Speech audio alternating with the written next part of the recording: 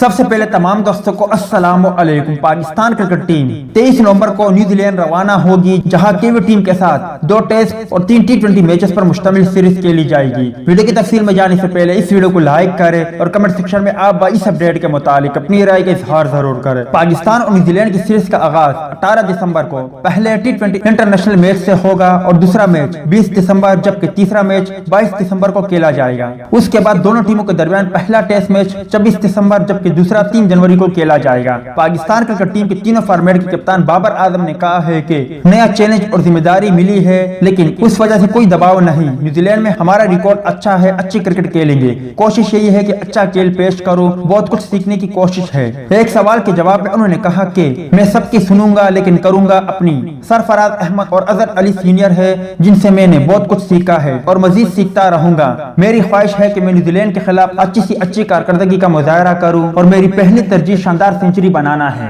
یاد رہے کہ نیوزی لینڈ میں پاکستان کرکٹ ٹیم 14 روز قرنطینہ گزارے گی اور اس کے بعد پاکستانی کھلاڑی جہاں جانا چاہے وہاں جانے کی انہیں اجازت ہوگی۔ امید ہے دوستوں کہ آج کی ویڈیو بھی آپ کو پسند آئی ہوگی۔ ٹیک کیئر، بائے بائے، اللہ حافظ۔